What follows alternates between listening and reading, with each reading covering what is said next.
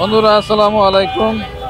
আমি যে জিনিসটা আজ আপনাদের মাঝে দেখাইতে নিয়ে আসলাম যে রিক্সাওয়ালাদের এখন যে একটা ভোগান্তি, এই যে যে জিনিসটা দিছে এখানে, আসলে এই বুদ্ধিটা যে কার ছিল, এই জিনিসটা দেওয়ার কারণে রিক্সা কিন্তু অনেক কমে গেছে রোডে। এই চিপাচুপো জায়গায় মানে চিপাচুপো জায়গা বলতে মেন জায়গাগুলো এইগুলো দিয়া, কারণ এই সমস্ত রোডগুলাই এত পরিমাণ এই রিক্সাওয়ালারা জ্যাম লাগায়।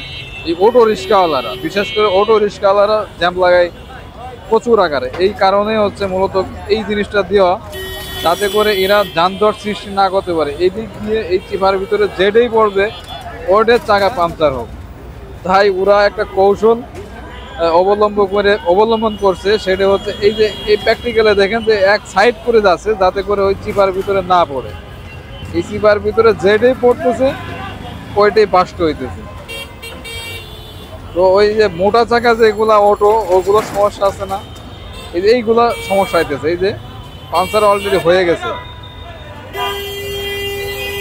মানে শুধু বাতাসের শব্দ হওয়া যায় ওদিক দিয়ে।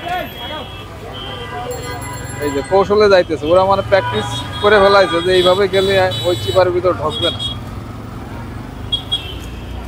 মোটা চাকাগুলো সমস্যা নেই,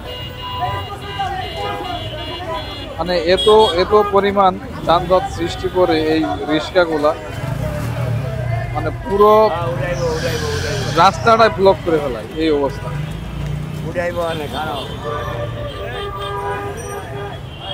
আর ছাত্র ভাইরা রীতিমতো তারা তাদের দায়িত্ব পালন করে যাচ্ছে।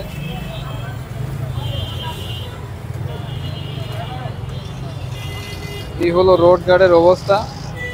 বিশেষ করে এখন আমি যে জায়গার আছি, এই জায়গাটা ফায়ার সার্ভিস থেকে একটু সামনে এগোলেই এই রোডটা, মেহেরপুর ফায়ার সার্ভিস থেকে একটু সামনে এগোলেই একটু চিপা গলি, ওই গলিতেই মূলত এই সমস্যাটা। এখন অনেকটাই রিক্সাটা কমছে। এই যে এই রিক্সাটা কিন্তু একটা ঝামেলা করে ফেলাইছে। এই দেখেন কোন দিকে, ওই ভিতর দিয়ে গেলেই কিন্তু টাকাটা বাস্ট হয়ে যাবে।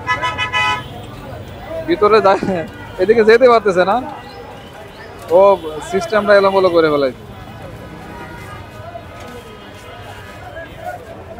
তো ছাত্র ভাই দেখেন যে কত সুন্দর করে উনি বলতেছে পিছে যান, পিছে যেয়ে ওকে দেখাই দিচ্ছে যে আপনি সাইড করে যান।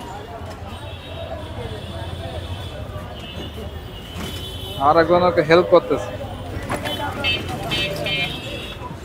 আসলে কিছু রিক্সা ওদের শিক্ষার নেওয়ার দরকার আছে, কারণ যেভাবে ওরা রোড গার্ডে রিক্সা চালায়, মানে অটো রিক্সাগুলো বিশেষ করে, মানে একবারে লিমিট ছাড়া কোনো গাড়ি ঘোড়া দেখে না, মেন রোডে ঢুকে যায়, একবারে ভিতর দিয়ে যেতে থাকে, সাইড দেয় না। এই অবস্থায় মানে অ্যাক্সিডেন্টের হার অতিরিক্ত বেড়ে গেছে এর কারণে।